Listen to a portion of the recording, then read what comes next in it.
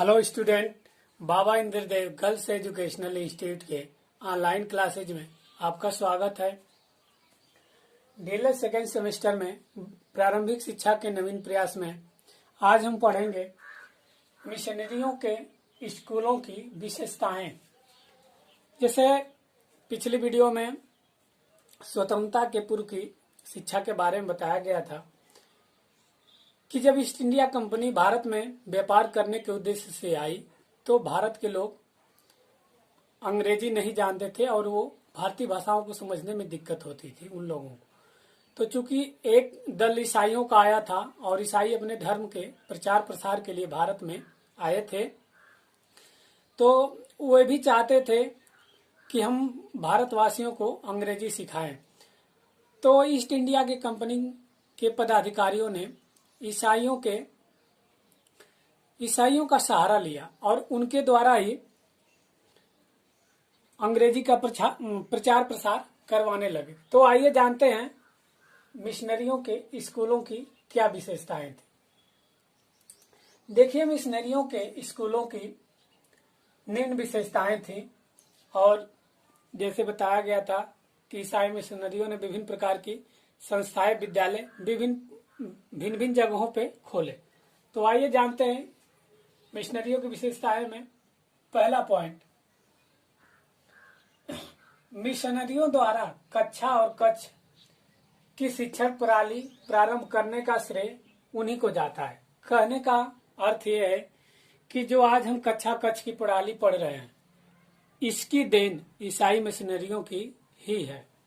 दूसरा है, आधुनिक शिक्षण विधियों का प्रयोग किया जाता था, अर्थात ईसाई मिशनरियों के जो विद्यालय थे उनमें आधुनिक शिक्षण विधियों का प्रयोग किया जाता था। जैसे आप लोगों में विभिन्न प्रकार की शिक्षण विधियां हैं, मॉन्टेसरी विधि, फ्राबेल विधि इत्यादि विधियां हैं। तो ये सब पहले ही उनके टाइम में ही चलती थी। और तीसरा पॉइंट है, प्राथमिक स्कूलों में शिक्षा का माध्यम भारतीय भाषाएं थी। जो प्राथमिक जो कक्षाएं थी उसमें चूंकि प्राथमिक कक्षाओं में बच्चे छोटे होते हैं और वे डायरेक्ट अंग्रेजी नहीं सीख सकते, इसलिए ईसाई मिशनरियों ने जो भाषाओं का माध्यम बनाया था वो पहले भारतीय बनाया था कि जब भारत के बच्चे जब भारतीय भाषाओं में शिक्षा ग्रहण कर लेंगे और जैसे ऊंची क्लासों में जाएंगे हम वहां से अंग्रेजी की शिक्षा देना स्टार्ट करेंगे। अगला पॉइंट है, ईसाई धर्म की शिक्षा अनिवार्य रूप से दी जाती थी। चूंकि ईसाई मिशनरी आए ही थे अपने धर्म का प्रचार प्रसार करने के लिए, तो उनमें उनके स्कूलों में जो ईसाई धर्म की शिक्षा थी वो एकदम अनिवार्य कर दी गई थी। सभी बालक को ईसाई धर्म की शिक्षा लेनी थी।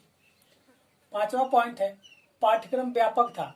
जो बालक पढ़ते थे, जो उसमें पाठ्यक्रम था वो बहुत बड़ा था। उनमें विभिन्न प्रकार के विषय पढ़ाए जाते थे, जैसे इतिहास, भूगोल, गणित, व्याकरण, विज्ञान आदि की शिक्षा दी जाती थी। छठा पॉइंट है, पुस्तकें व लेखन सामग्री निःशुल्क दी जाती थी। जो पढ़ने के लिए किताबें थी और लिखने के लिए जो कॉपियां थी वो निःशुल्क दी जाती थी, उसका कोई पैसा नहीं लिया जाता था। सातवां पॉइंट है, बालकों की योग्यताओं के आधार पर कक्षा विभाजित किया जाता था। जैसे विभिन्न प्रकार की कक्षाओं में बालकों का चयन किया जाता था कि कौन बालक का आईक्यू लेवल कितना है, कितनी उनमें प्रतिभा छिपी है, उसके आधार पर कक्षाओं का विभाजित करते थे वे।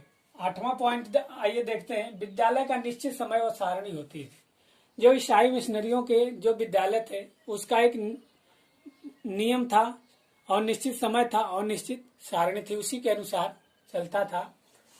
नौवां पॉइंट है, विद्यालय में अनेक शिक्षक होते थे जो विभिन्न प्रकार के विषय पढ़ाते थे। ईसाई मिशनरियों के पहले के समय में ही अनेक शिक्षक होते थे और एक विषय के एक स्पेशलिस्ट टीचर ही शिक्षा देते थे।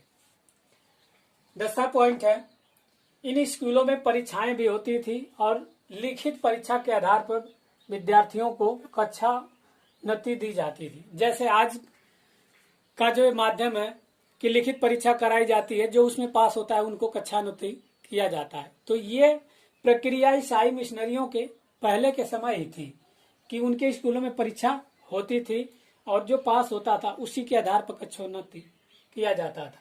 11वां पॉइंट है, नोट करते चलिएगा पॉइंट को, और हमने पहले भी कहा था कि एक नोट्स बनाते चलिए ताकि पढ़ने में आसानी रहे, क्योंकि ऑनलाइन क्लास में ज्यादा बड़ी वीडियो नहीं दिया जा सकता, क्योंकि इंटरेस्ट कम होने लगता है बड़ी वीडियो में, और एमबी भी ज्यादा हो जाती है, साइज भी बड़ा हो जाता है, तो दिक्कत होता है। इसीलिए मोस्ट और इम्पोर्टेंट टॉपिक ही दिए जाते हैं। आप नोट्स बनाते चलेंगे तो पढ़ने में आसानी होगी। 12वां पॉइंट है, समझ छात्रों को अंग्रेजी पढ़ना अनिवार्य था। देखिए, ईसाई मिशनरी के जो विद्यालय थे उसमें अंग्रेजी पढ़ना अनिवार्य था, क्योंकि वो उनका मुख्य उद्देश्य ही था अंग्रेजी भाषा का प्रचार प्रसार करना। तो हमारा टॉपिक यहीं पे समाप्त होता है। कल हम पढ़ेंगे राम मूर्ति समिति के बारे में, और उसमें चर्चा होगी विभिन्न प्रकार की समितियां जो बनी थी, उस पर चर्चा होगी। धन्यवाद।